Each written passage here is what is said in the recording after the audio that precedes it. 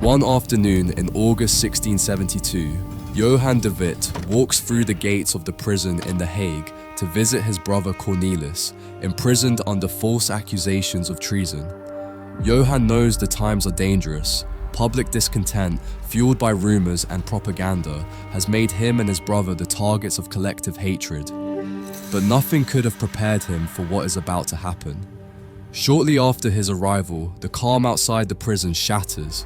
An enraged mob storms the building, dragging both brothers out of their cell. The crowd's roar is deafening. There is no trial, no mercy. In front of a vengeance-hungry mob, Johan and Cornelis are brutally beaten, tortured, and executed. But the violence doesn't stop there. Their mutilated bodies are hung upside down on an improvised gibbet, displayed as grotesque trophies.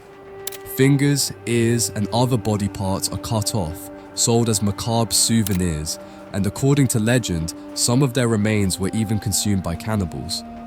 The scene is beyond description. Blood, chaos, a crowd celebrating as if at a festival. Yet amidst this terrifying spectacle, one man watches, not with horror, but with a clear purpose. From the shadows, he studies every detail, every gesture, every trace of tragedy, because what he is witnessing will become one of the most shocking and haunting works in the history of art. This painting, The Corpses of the Witt Brothers, created by Jan de Baen, is not just a depiction of horror, it is a window into humanity's darkest side. It is much worse than any horror movie. But who were the De Witt brothers? What happened to them? And how did they end up being portrayed in such a brutal manner? Cornelis and Johan de Witt were prominent figures in the politics of the Dutch Republic during its golden age. Cornelis, born in 1623 in Dordrecht, came from a wealthy patrician family. He served as the burgomaster of his hometown, a member of the States of Holland and West Frisia, and held the position of Ruud, a role combining the responsibilities of chief of police and prosecutor. Cornelis was known for his bravery in naval battles, such as the raid on Medway in 1667 and the Battle of Solebay in 1672. However, his declining health and the growing influence of the pro-monarchy Orange faction began to erode his power.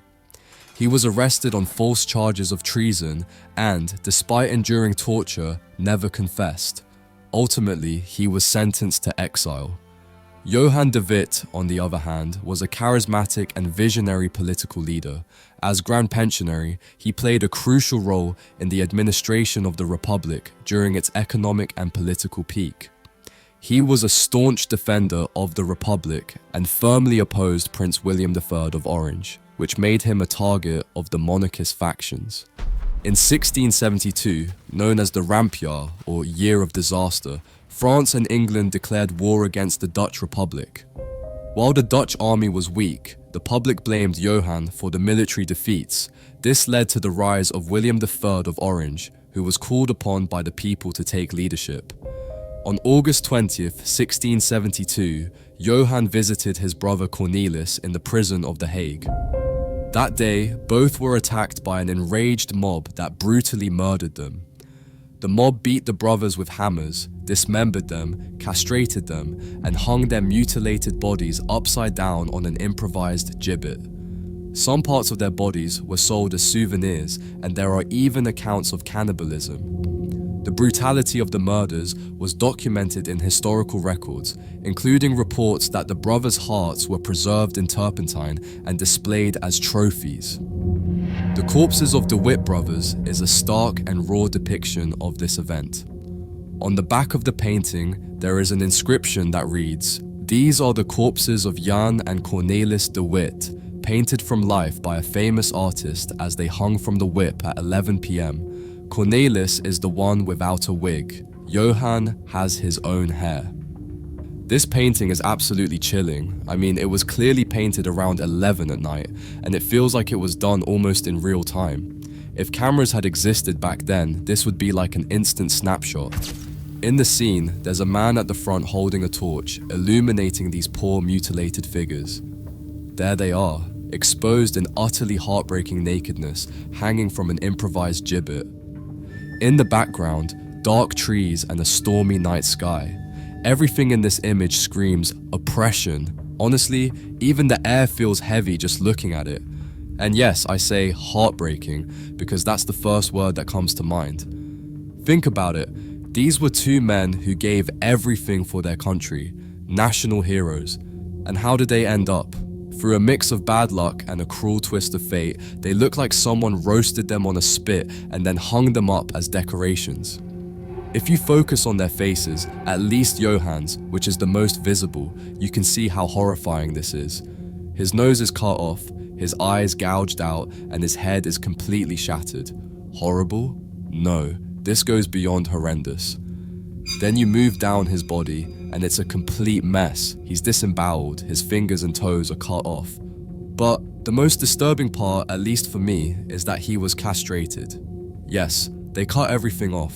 There's just a tiny bit of tendon sticking out where his genitals should be.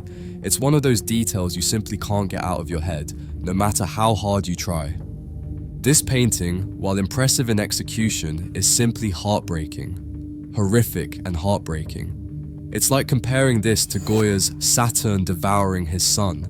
That painting captures the ferocity of the moment. But this is the cold, somber tragedy of the aftermath.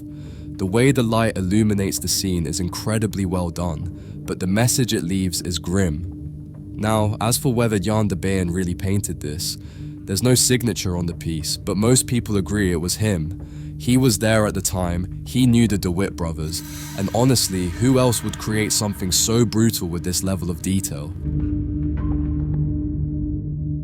To this day, the horror of that night remains alive, literally. The tongue and finger of the Witt Brothers are still preserved and displayed as historical artifacts. It's crazy to think that these remains, which feel straight out of a horror movie, are physical reminders of just how brutal an uncontrolled mob can be. And speaking of the painting, this artwork still sends chills down the spine of anyone who looks at it. Today, it resides in the Rijksmuseum in Amsterdam, where you can come face to face with this dark piece of history. The painting doesn't just depict the extreme violence of that night, it forces you to reflect on how twisted power and politics can become. It's not just a painting, it's a brutal reminder of how far humanity can fall when control is lost. Another question that comes to mind after analyzing this painting is, what could the cat symbolize? Do you think it plays a role in this scene, or is it simply a silent witness to human atrocity? Let me know in the comments. Can you imagine having a reproduction of this painting or another equally impactful historical masterpiece in your home? In our catalogue, you'll find high-quality reproductions in various sizes and finishes, perfect for lovers of art and history. Shipping is completely free worldwide. And the best part? By purchasing from the store, you're not only getting a piece to last a lifetime, but you're also directly supporting this channel, helping me continue to create videos like the one you just watched. So, if you're as passionate about art as I am, check out the link in the description. Thank you for your support, and I'll see you in the next video.